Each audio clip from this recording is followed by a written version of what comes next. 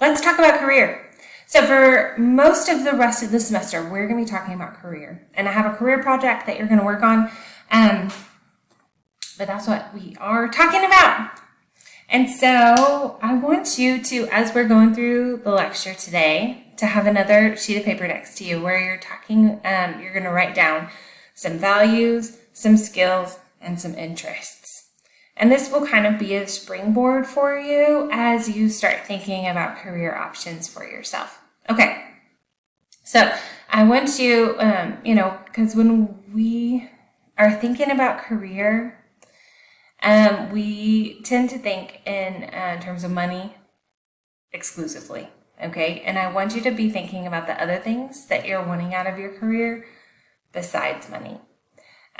So in values, I do want you to think about money and how much money you want to make, what the kind of lifestyle is that you want to have.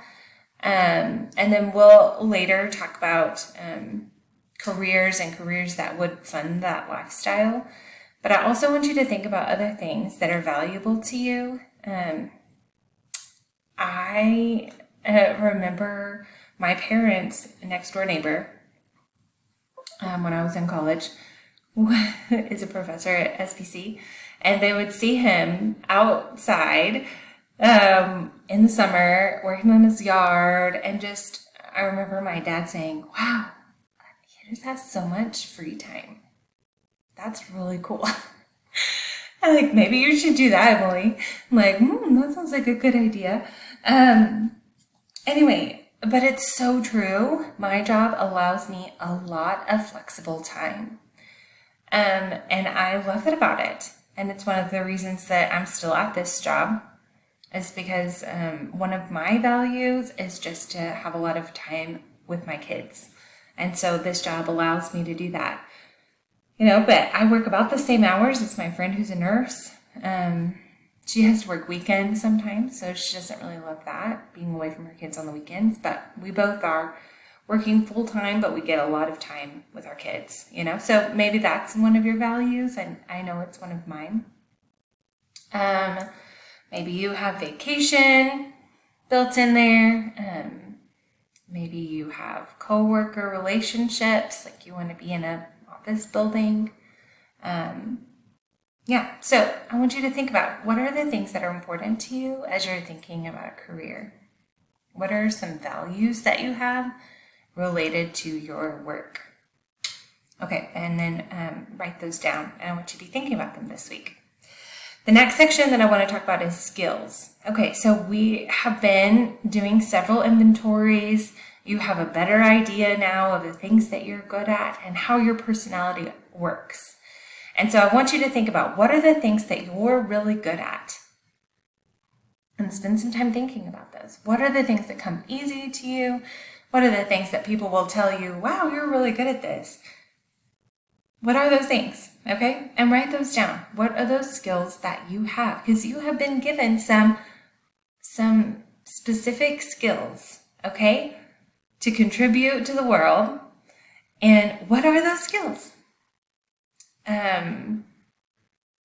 As a side note, right, you can do things like Google your Myers-Briggs inventory and kind of get some ideas from there. But I do want you just to think about the things that, as you think back on your life so far, what are some things that you've done that have come easy for you or that you've really enjoyed doing? And then the last thing is interests. We want to have a job that's interesting to us. And that looks different for different people, but you want to have something that can hold your interest. And so what are some things that you're interested in, and how can those things show up in a career? So I also did just want to talk a little bit about my career path. So because I introduced myself, I went to Baylor. I got my degree. Well, let me back up a little bit, because I remember in my 10th grade English class, my teacher asked all of us, what do you want to do? Like, what do you want to do when you grow up? And I distinctly remember saying, I want to be an English teacher. And I just thought that sounded like fun. truly, also, I loved her, and I thought, I want to be like her, you know? And that's what mentors will do for you, huh?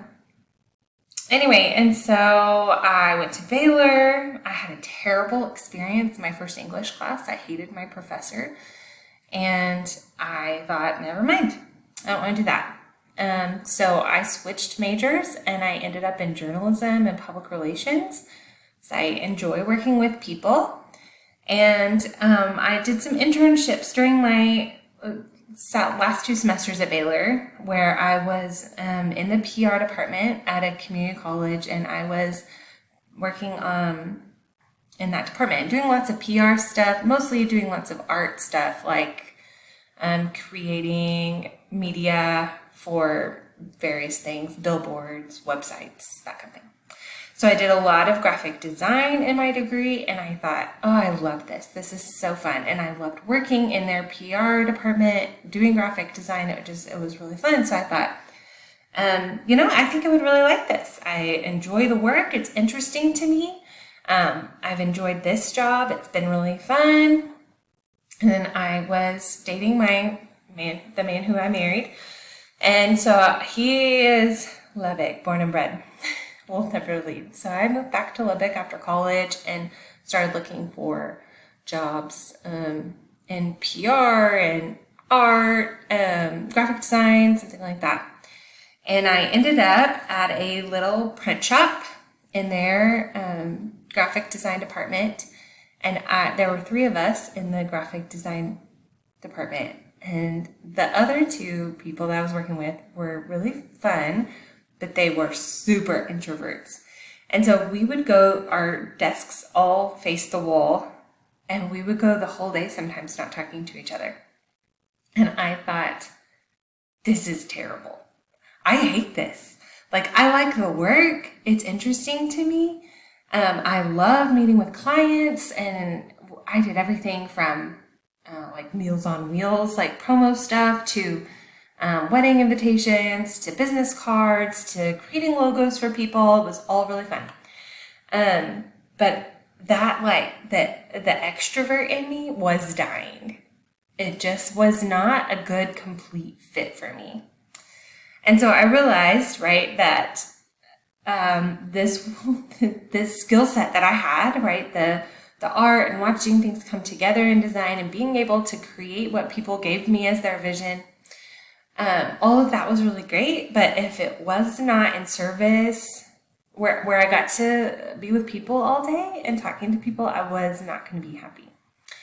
And so I was talking to my mom one day, and she was working at a school, and she said, why don't you just come apply for this journalism job? So I did, and I started teaching yearbook at a little private Christian school in English and photography. And that was fun. I enjoyed it a lot. So I stayed there, and I taught yearbook, and I taught English, and I got my post-bac certification. You don't have to have a teaching degree to be a teacher at a private Christian school. You also don't make as much money as public school teachers. Anyway, but I did eventually get certified for that.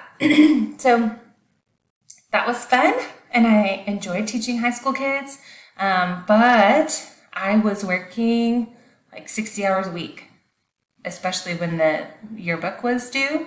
So much work. And then I would have students, who like couldn't make it to the 6th grade basketball game. So I would be there taking pictures of the 6th grade basketball game, and things like that, where it just was, it didn't meet my other value. Like, it met my value of hanging out with people, but it didn't meet my value of time. Okay. Because I, was married. I wanted to start a family, and I didn't want to be away from my kid 60 hours a week. So started thinking about what else could I do, and